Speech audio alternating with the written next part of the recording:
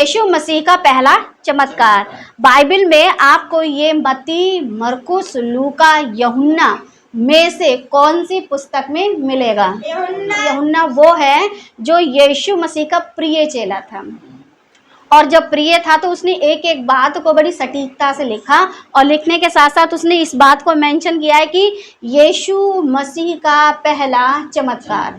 क्योंकि कुछ लोग कहते हैं कि अरे यीशु ने तो बहुत सारे चमत्कार किए हैं, तो फिर ये चमत्कार पहला चमत्कार क्यों? क्योंकि यूहन्ना बताता है कि ये यीशु मसीह का पहला चमत्कार था। और यीशु मसीह का पहला चमत्कार क्या था? यीशु मसीह का पहला चमत्कार, पानी को दाखरस में बदल देना। यीशु ने एक शादी में, ठीक है, क्योंकि ये चमत्कार अचानक से नहीं किया था, एक शादी में यीशु मसीह को बुलाया गया था, और जहाँ पर यीशु मसीह ने इस चमत्कार को किया, एक विवाह में यीशु ने पानी का दाखरस बनाया था। यीशु मसीह ने क्या बनाया था? दाखरस। ठीक है, कौन सा वाला? आग। क्या ये था उस रात को जो यीशु ने बनाया था? नहीं। उस रात यीशु मसीह ने ये वाला बनाया था? नहीं। या फिर ये वाला बनाया था? अब कुछ लोगों की नज़रों में कौन सा वाला था? वो वाला प्याला। और कुछ लोग कहते हैं ये वाला। लेकिन जो लोग ये वाला कहते हैं उन लोगों के लिए फिर अंग्रेजी में लिखा हो वाइन, इंग्लिश में लिखा वाइन। और वाइन का मतलब क्या होता है? लोग कहते हैं दारू, ठीक है, वाइन का मतलब होता है दारू। यीशु और उसके चेले भी विवाह में निमंत्रित थे, क्योंकि सब लोग रहने वाले कहाँ के थे? गलील के। अब जाहिर सी बात है, जहाँ का रहने वाला होता है इंसान, वहीं के आसपास के लोगों को बुलाता है। फिर जब वहाँ पर ऐसा हुआ था कि क्या घट गया था? दाखरस। लिखा जब दाखरस खत्म हो गया, जब दाखरस खत्म हुआ तो यीशु की माता ने उससे कहा, उनके पास दाखरस नहीं रहा। अब ये वाली बात को यीशु के पास लेकर कौन आ रहा है? लिखा यीशु की माता। एक माँ अपने बच्चे से कह सकती है दारू खत्म हो गई है, बेटा तू कुछ कर? नहीं। इस दुनिया की कितनी ही बिगड़ैल माँ हो, क्या अपने बेटे के पास जाकर के बोलेगी दारू खत्म हो गई है और बेटा तू कुछ कर सकते हैं? तो आप दिमाग में ये लेकर के आना है कि यीशु ने क्या बनाया था, वहाँ का माहौल कैसा था, वहाँ पर कौन सी औरत आकर के इस बात को कहती है? क्या मरियम ने कहा था बेटा दारू बना? क्या कोई माँ ऐसा कह सकती है अपने बेटे से? नहीं ना। और वो भी ऐसी माँ, क्या नाम है लिखा? यीशु की माता ने उससे कहा उनके पास दाखरस नहीं रहा। ऐसा मरियम ने यीशु से कहा। लेकिन कोई भी माँ इस दुनिया की ऐसी नहीं कह सकती कि बेटा दारू खत्म हो गई है बना ले, क्योंकि लिखा दाखरस नहीं रहा। अगर इस दाखरस को आप वाइन यानी दारू का नाम देते हो तो क्या मरियम ऐसा कह सकती हैं? नहीं। ठीक है। यीशु ने उससे कहा, हे महिला, मुझे तुझसे क्या काम, अभी मेरा समय नहीं आया है। अब मेरा समय नहीं आया क्योंकि ये जो दाखरस खत्म हो गया है, ये जिम्मेदारी दूल्हे की होती है कि जो लोगों को बुलाया उनको प्रॉपर सारी चीज़ें खाने पीने को मिले। दूल्हे की जिम्मेदारी होती है कि उसने अपनी लोगों को दावत में बुलाया है तो उसकी जिम्मेदारी है। अब यीशु मसीह अभी इस समय दूल्हा नहीं है, तो वो साहब कह देते कि अभी मेरा समय नहीं आया है, अभी मैं दूल्हा नहीं हूँ, मुझसे क्यों कह रहे हो? लेकिन मरियम जानती थी अगर किसी वस्तु की घटी होती है तो ये पूरा कर सकते हैं, क्योंकि इनके पास हर एक चीज़ अवेलेबल है। ये कहते हैं और हो जाता है। जाहिर सी बात है, घर में अगर ऐसी कोई घटना घटी होगी, कोई चीज़ की कमती पड़ गई होगी, तो उन्होंने बोला कि कोई बात नहीं, हो जाएगा। क्योंकि मरियम जब अपने घर में रहा करती होंगी तो उन दिनों में अगर कोई ना कोई घटना घटी होगी तो यीशु ने ज़रूर कहा होगा कि कोई बात नहीं, ये चीज़ बढ़ जाएगी, कोई बात नहीं, ये चीज़ बढ़ जाएगी। तो मरियम को पता था कि यीशु मसीह हमारी समस्या का समाधान कर सकते हैं। लेकिन दारू बनाए ऐसी तो ना बात मरियम करेगी और ना ही ऐसा काम यीशु करेंगे। ठीक है।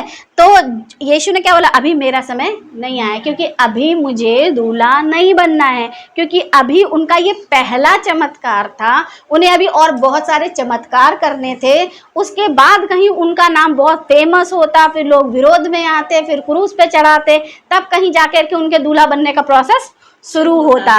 जब वो कहते हैं कि ये प्याला है, इसे पियो, है ना, मेरी यादगारी में यही करो, ये वो रोटी है, मेरा बदन है, इसे लो और खाओ। तो क्या हो रहा था, तब वो दूल्हा बनते। उस बीच में कितना समय था, ठीक है, काफ़ी समय था।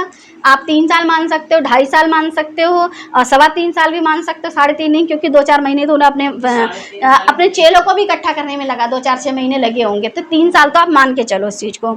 अब ऐसी कंडीशन में यीशु ने ये जवाब दिया, मगर लोग क्या कहते, देखो कितने वो हैं, अपनी माँ से ऐसी बात कर रहे हैं। उन्होंने कहा अभी मेरा दूल्हा बनने का समय नहीं है, अभी दूल्हा कौन बना है, दूसरा है।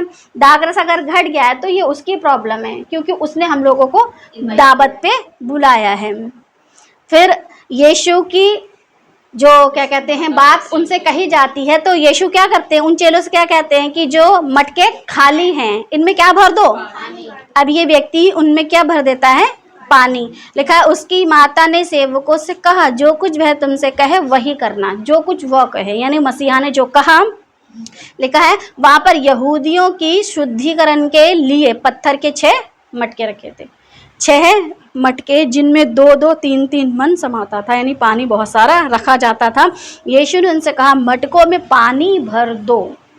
यीशु ने वहाँ ना तो दुआ करी ना कुछ कहा, सिर्फ उन लड़कों से जो वहाँ पर कार्य करते थे, मटके थे बड़े बड़े रखे थे, और उनको क्या कर दिया यीशु ने, कहा इन्हें पानी से भर दो। सिर्फ यीशु ने कहा पानी से भर दो, और जो वहाँ पर वर्कर थे, जो वहाँ पर कार्य कर रहे थे, उन लोगों ने ऐसा किया। लेकिन तब उसने उनसे कहा, यीशु ने कहा कि जाओ और जाकर के भोज के प्रधान के पास ले जाओ। और जब वे भोज के प्रधान के पास वे पानी लेकर गए तो क्या हुआ, जब भोज के प्रधान ने वे पानी को चखा, उसने उस पानी को पिया, तो लिखा है जो दाख रस बन गया था। दाख रस जो वो लोग अंगूरों का जूस पिया करते थे, और वही वो बन गया था, ठीक है। और लिखा है कि और नहीं जानते थी कि वह कहाँ से आया, क्योंकि भोज का जो प्रधान, जो खाने की जिम्मेदारी जिसके ऊपर होती है, अब उसी को नहीं मालूम था ये कहाँ से आया, क्योंकि उसको मालूम था कि ये ख़त्म हो गया।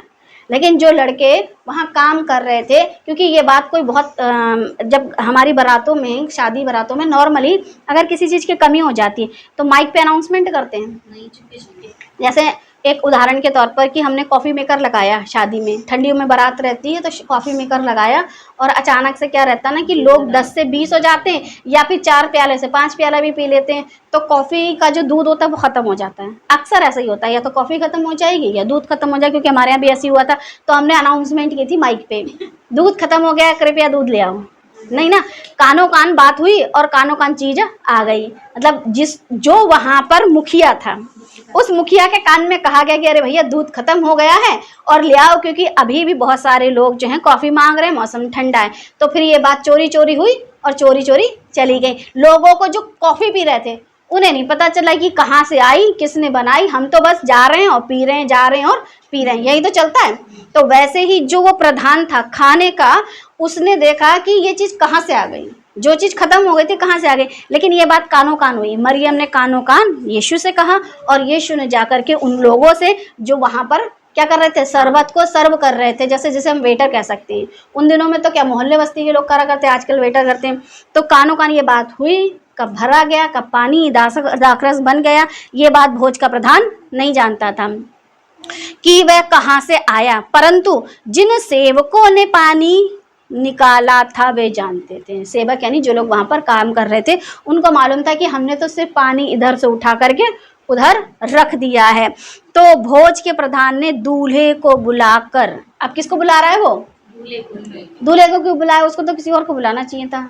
अब इससे समझ में आ रहा है ना कि काम किसका था, दूल्हे का, भोज किसका था, दूल्हे का, जिम्मेदारी किसकी थी, दूल्हे की, तो दूल्हे को बुलाया था। अब दूल्हे को बुला करके पूछा जा रहा है। अब यही बात मरियम ने यीशु से कही, तो यीशु उस समय दूल्हा नहीं थे, तभी तो यीशु कहते हैं कि मुझे कैसे क्या काम, क्योंकि अभी मैं दूल्हा नहीं हूँ, अभी मेरा समय नहीं है, अभी मैं दूल्हा नहीं हूँ। लेकिन लोगों ने इस बात को क्या करके रख दिया, अगर ध्यान से पढ़ते, भोज का प्रधान दूल्हे को क्यों बुला रहा है, उसको किसको बुलाना चाहिए था, दूल्हे की मम्मी को, पापा को, भाई को, बहन को और लोगों को बुलाना, दूल्हे को क्यों बुला रहा है, क्योंकि जिम्मेदारी दूल्हे की होती है।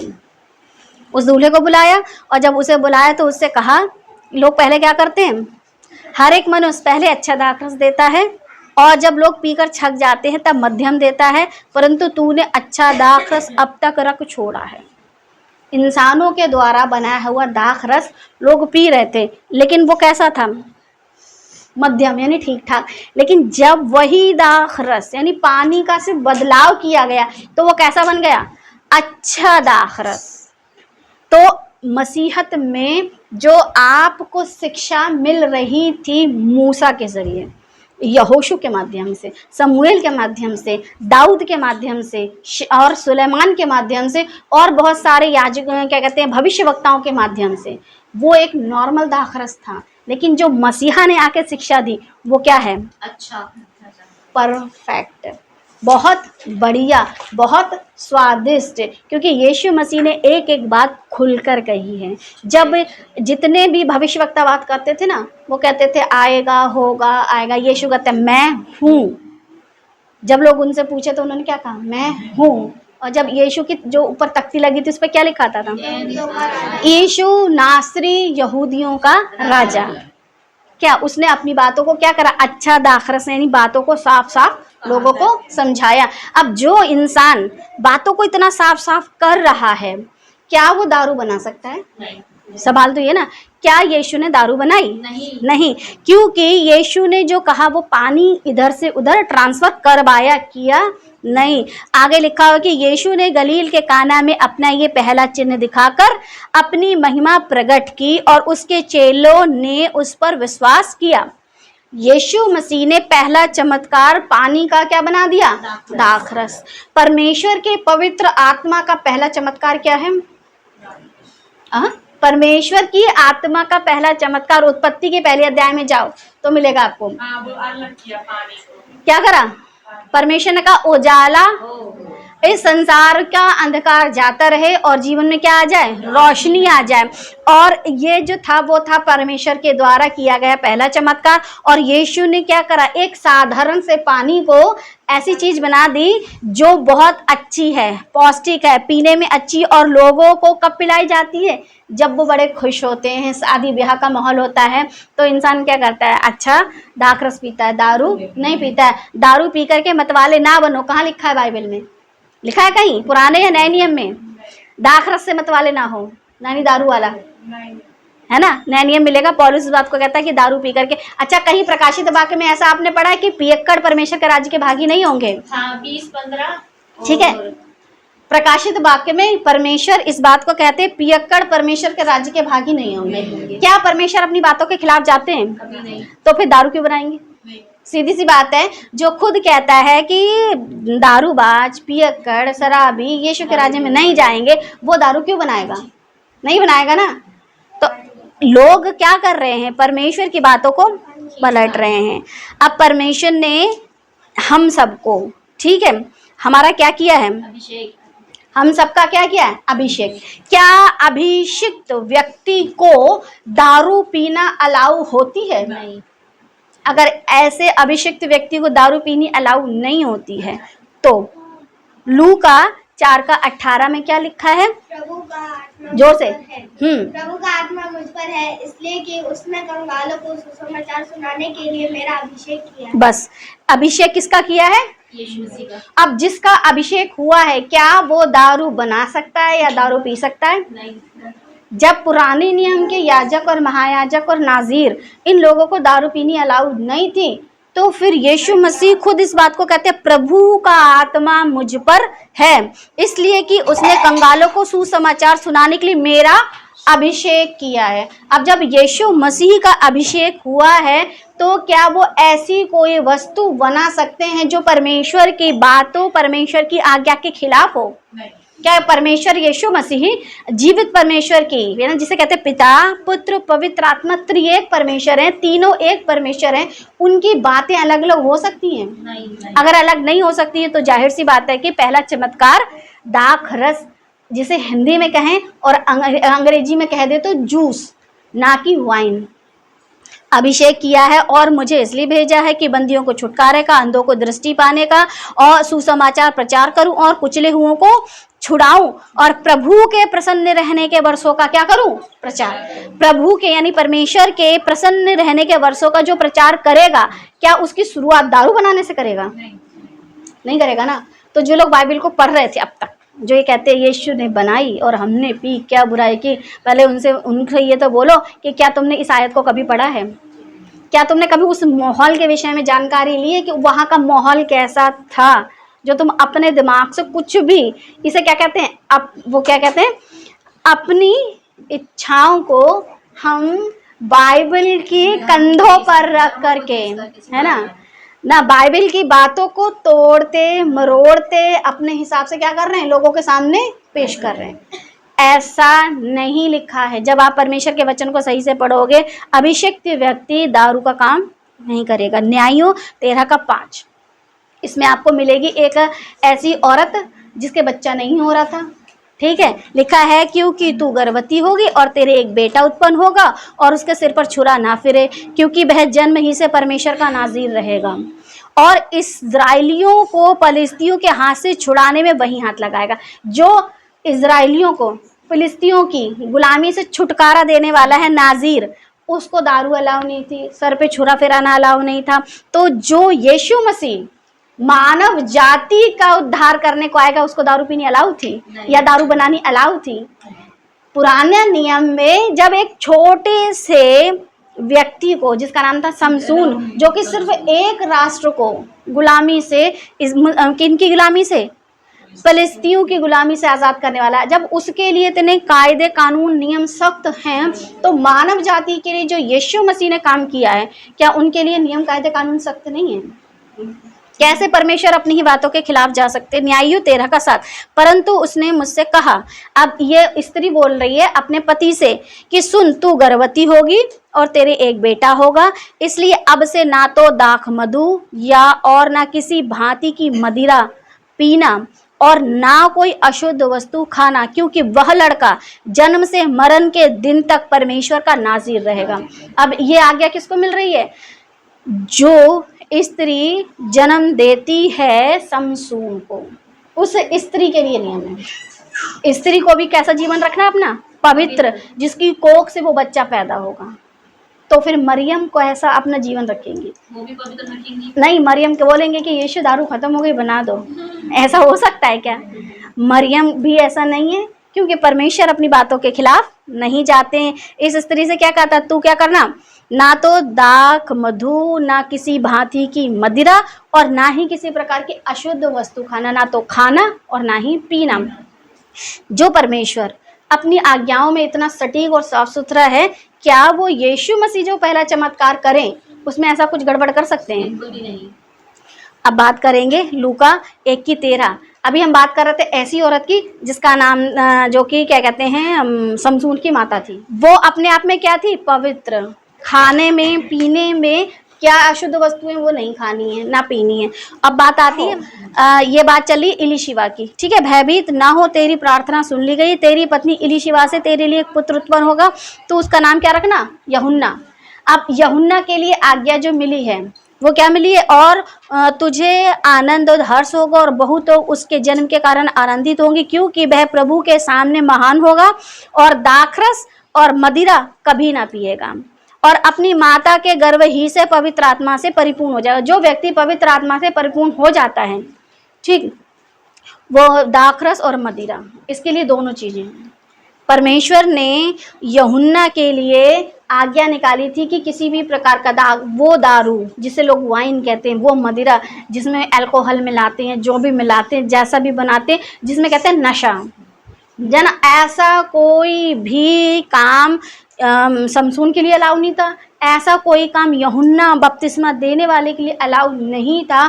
तो क्या ऐसा काम यीशु मसीह कर सकते हैं? अब यीशु मसीह की जो माता मरियम, जिसे हम कहते हैं, उनके पास जब स्वर्गदूत भेजा गया, तो जिस परमेश्वर ने मरियम के पास स्वर्गदूत भेजा, उस मरियम के अंदर क्या क्वालिटी थी? पवित्र। वो अगर पवित्र नहीं होती तो परमेश्वर उसे चुनते नहीं। अगर वो पवित्र नहीं होती तो स्वर्गदूत उसके पास भेजा नहीं जाता। लूका 1:27, एक कुंवारी के पास कौन भेजा गया? परमेश्वर का एक स्वर्गदूत। क्यों भेजा गया? क्योंकि वो कैसी थी? एक कुंवारी के पास भेजा गया जिसकी मंगनी यूसुफ नाम दाऊद के घराने के एक पुरुष से हुई थी। उस कुंवारी का नाम क्या था? मरियम, ठीक है। और स्वर्गदूत ने उसके पास भीतर आकर कहा, आनंद और जय तेरी हो जिस पर परमेश्वर का अनुग्रह हुआ है, प्रभु तेरे साथ है। अब परमेश्वर जिसके साथ है, क्या परमेश्वर ऐसे लोगों के साथ हो सकता है जो दारू की बात करें? नहीं। क्योंकि परमेश्वर कैसा है? पवित्र पवित्र पवित्र, सेनाओं का यहोवा अति पवित्र। और अगर वो पवित्र है और अगर वो किसी को चुनता है, अगर वो व्यक्ति अपवित्र है तो क्या ऐसे को वो चुनेगा? क्या वो ऐसे किसी के साथ रहेगा? नहीं रह सकता ना। तो कॉमन सेंस लगाओ, नॉनसेंस की बातें मत लगाओ। फिर उस स्त्री से स्वर्गदूत ने कहा कि वह उस वचन से बहुत क्या हो गई? घबरा गई कि मैं तो कैसे माँ बन सकती हूँ, और सोचने लगी कि यह किस प्रकार का अभिवादन, मतलब मेरे लिए कैसी आज्ञा है, मैं कैसे माँ बन सकती हूँ। लिखा, स्वर्गदूत ने उससे कहा, हे मरियम भयभीत ना हो, क्योंकि परमेश्वर का अनुग्रह तुझ पर हुआ है।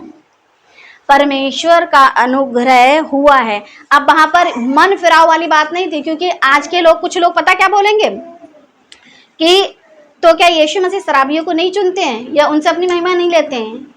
देखो है ना, कह सकते ना, अनुग्रह, परमेश्वर अपने काम के लिए जब किसी को चुनता है तो उस समय उसका जीवन कैसा है। जब यीशु के पास कोई भी स्त्री व्यभिचार में या कोई भी मनुष्य किसी गलत काम में करता हुआ पकड़ा जाता था और यीशु उससे कहते थे, जा तेरे पाप क्षमा हुए, सिर्फ इतना कहते थे, उसके आगे कुछ और भी हिदायत देते थे। नहीं कहते थे आगे को मत करना, जा तेरे पाप क्षमा हुए, कहानी खत्म, आगे को और मत करना। यानी कि जो कर चुकी है, माफी मांग ली है, वो खत्म, लेकिन उन कामों को दोबारा करने की जरूरत नहीं है, क्योंकि अब तूने अपनी बातों को मान लिया है कि अब से मैं इन कामों को दोबारा नहीं करूंगी, तो दोबारा मत करना। फिर कहीं ऐसा भी लिखा है, आपने पढ़ा होगा, कहीं ऐसा ना इससे भारी विपत्ति तुझ पर आ पड़े, है ना। तो क्या है, अब जब ये अनुग्रह में आ गई है, चुन ली गई है, उसके बाद ये ऐसा काम कर सकती है। अब आप बोलो कि हो सकता है पहले करती हो, तो फिर क्या चुनने के बाद ऐसा कोई काम कर सकता है? बिल्कुल भी नहीं कर सकता ना। और जिस पर परमेश्वर का अनुग्रह है, परमेश्वर साथ में है, पवित्र आत्मा उसके गर्भ में आएगा और पवित्र व्यक्ति संसार में पैदा होगा उसके कोख के माध्यम से। क्या ऐसी औरत, क्या वो दारू वाली थी? नहीं थी ना। और देखो, कैथलिक वाले कहते हैं मरियम माता। अब माता को ब्रांड एम्बेसडर, है ना, उस ब्रांड का एम्बेसडर। तो ऐसा नहीं होता। मरियम ने जिस चीज़ की बात की थी वो जूस था, ना कि दारू या वाइन या मदिरा टाइप की कोई भी चीज़ थी। अब स्वर्गदूत क्या कहता है कि तुझ पर क्या उतरेगा? लिखा है कि और देख, तू गर्भवती होगी और तेरे एक पुत्र उत्पन्न होगा, उसका नाम क्या रखा जाएगा? यीशु। यीशु का अर्थ क्या है? लिखा है वह महान होगा। एक महान व्यक्ति तेरे गर्भ में आएगा, ठीक है, और जो महान व्यक्ति गर्भ में आएगा वो पहला चमत्कार दारू का दिखाएगा? ऐसा संभव ही नहीं है ना। क्या लिखा है? और वह परम प्रधान का पुत्र कहलाएगा। परम प्रधान मतलब सर्वशक्तिमान परमेश्वर का बेटा कहलाएगा। और प्रभु परमेश्वर उसके पिता दाऊद का सिंहासन उसको देगा और वह याकूब के घराने पर सदा राज्य करेगा और उसके राज्य का अंत ना होगा। यानी मसीहा मुर्दों में से जिंदा हो जाएंगे, उसके बाद कभी जिंदगी में नहीं मरेंगे। मरियम ने स्वर्गदूत से कहा, यह कैसे होगा? मैं तो पुरुष को जानती ही नहीं। मतलब वो औरत ऐसी थी, पवित्र कह सकते हैं, क्योंकि अगर पवित्र ना होती तो स्वर्गदूत मरियम के पास भेजा नहीं गया था। और पवित्र थी, दारू नहीं पीती थी। सिंपल सी बात है कि यीशु के चमत्कारों में वो दारू नहीं थी, क्योंकि मरियम पवित्र थी। और जिसने कहा कि बेटा यहाँ पर दाखरस खत्म हो गया है, ये उस औरत की बात चल रही है जब मसीहा पैदा नहीं हुए थे। ऐसी औरत जो चुनी गई है परमेश्वर की ओर से, जिसके पास स्वर्गदूत पहुंचा है, जो कि ऐसे बेटे को जन्म देगी जो महान होगा, परम प्रधान का पुत्र कहलाएगा।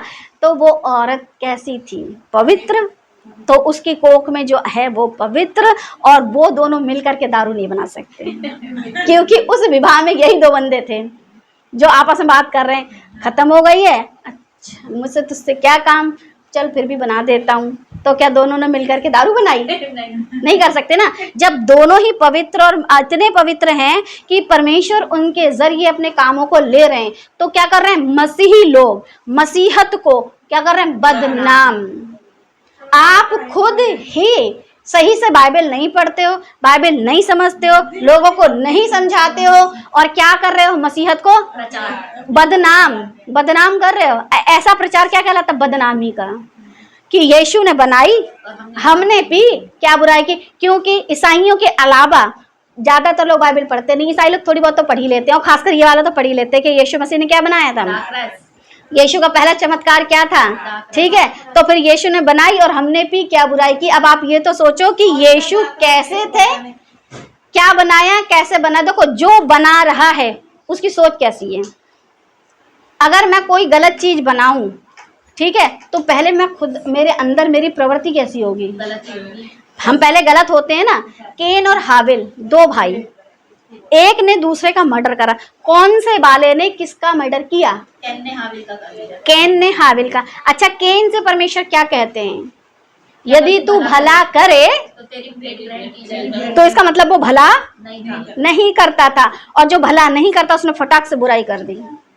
इंसान की प्रवृत्ति उसके नेचर से पता चल जाती है कि पेड़ अपने फलों से। पहचाना जाता है। ऐसे ही जो लोग ये कहते हैं ना कि यीशु ने बनाई, हमने की पी और क्या बुराई की, उनके फलों से आप उन्हें पहचान लोगे कि ये खुद पियक्कड़ हैं और इसलिए दारू को सपोर्ट कर रहे हैं। वरना बाइबल ऐसा कहीं पर भी नहीं बताती है।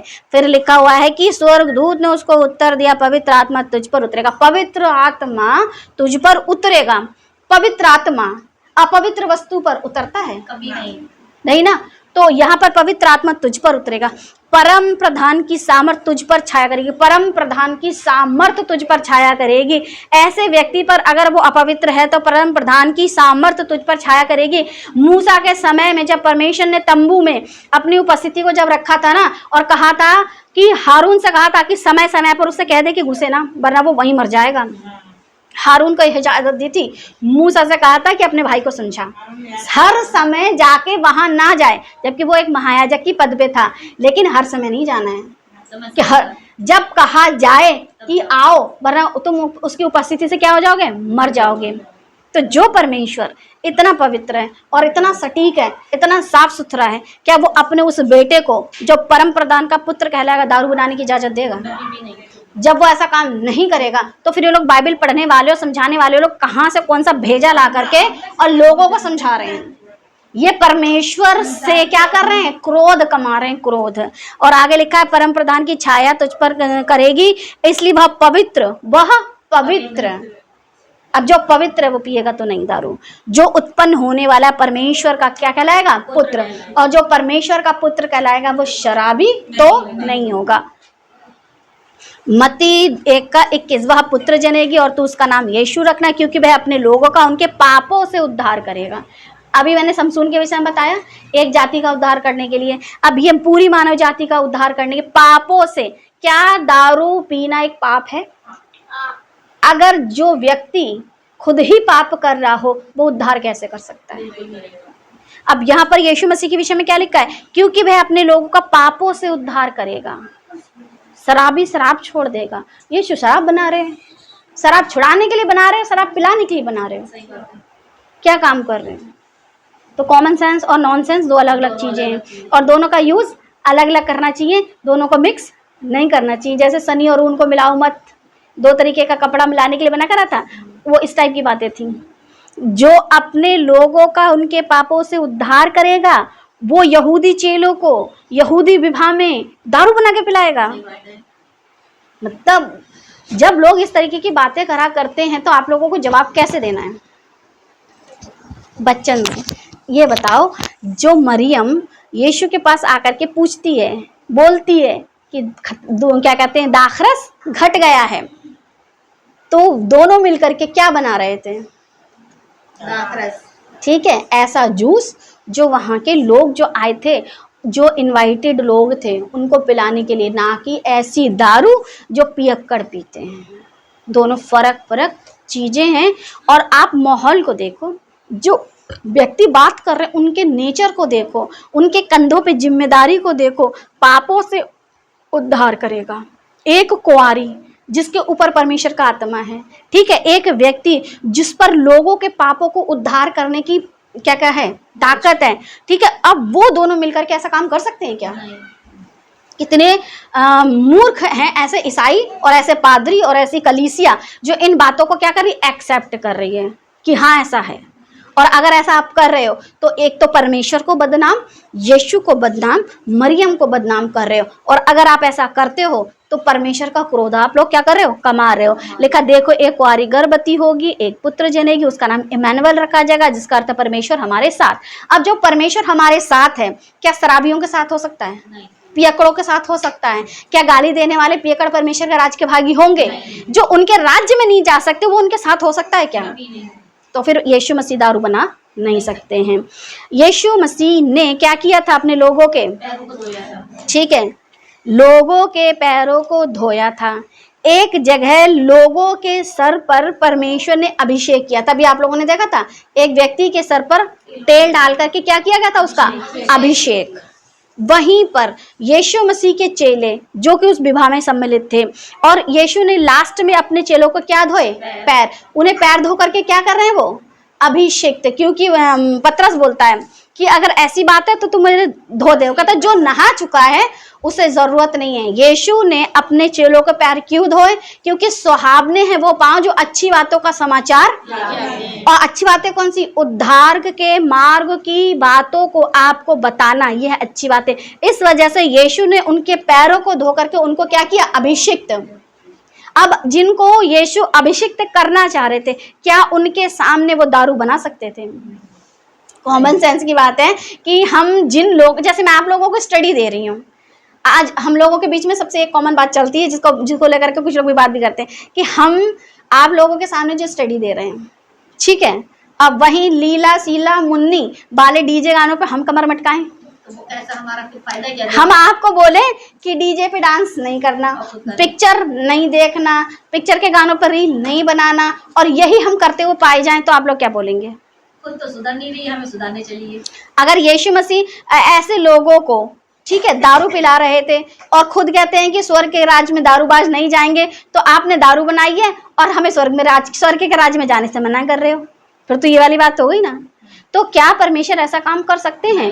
जब मैं इंसान आपको सिखा रही हूँ और अगर मैं गलत पाई जाऊं तो आप मेरे पे भरोसा रखोगे? कभी नहीं। अगर यीशु मसीह ने दारू बनाई है तो फिर उसमें भरोसा क्यों रख रहे हो? क्योंकि जो ईसाई इस बात को मानते हैं कि यीशु ने बनाई, अगर यीशु ने बनाई तो फिर उद्धार का काम उन्होंने नहीं किया, और अगर यीशु ने उद्धार का काम किया है, वो पवित्र हैं, तो ऐसी चीजें बना नहीं सकते हैं। ना तो बना सकते हैं, ना पी सकते हैं, ना पिला सकते, क्योंकि वहां पर चेले भी थे, और चेलों ने यीशु के जब इस चमत्कार को देखा तो क्या किया? उन पर क्या करा? विश्वास किया कि ये वो व्यक्ति है जिसके शब्दों में ताकत है, जिसने कहा कि ये पानी को उठा करके मटकों में डाल दो। उन मटकों में वहां पर जरूरत क्या थी? किस चीज की घटी थी? दाखरस की। जिस चीज की घटी थी, यीशु ने कहा कि इस पानी को उन मटकों में डाल दो, और डाल दिया, और फिर वो उसका परिवर्तन हो गया, और वो क्या बन गया? दाखरस, यानी कि वो शरबत बन गया, ऐसा पीने लायक, ना कि मदिरा। जिन चेलों को यीशु सिखा रहे हैं कि जाके लोगों को सुसमाचार सुनाओ, उनको पैर धोना सिखाना, सारी चीजें शिक्षा दे रहे हैं, तो क्या उनको वो दारू की शिक्षा देंगे? नहीं। कभी आपने पेड़ को देखा है? आम के पेड़ को, उसके आम के पेड़ में केले लगते किसने देखे हैं? अमरूद के पेड़ में आपने सेब लगते देखे? तो फिर जो पवित्र है उसमें अपवित्र वस्तु लगते कैसे बर्दाश्त कर पा रहे हो? ये बात मुझसे तो बर्दाश्त नहीं होती कि जो पवित्र है वो दारू कैसे बना सकता है। जब तुम एक सेब के पेड़ से अंगूर तोड़ के नहीं खा सकते हो, तो जो पवित्र पवित्र पवित्र परमेश्वर है वो अपवित्र वस्तु नहीं बना सकता, क्योंकि उन्होंने अपने चेलों के क्या धोए? पैर धोए, ताकि वो जाएं लोगों को उद्धार की बातें बताएं। सो परमेश्वर हम सबको ये बुद्धि दे कि जब कोई भी वचन से गड़बड़ की बातें बोलता है, आपके पास इतनी ताकत वचन की होनी चाहिए कि आप उसको सही से क्या समझा सको? वचन।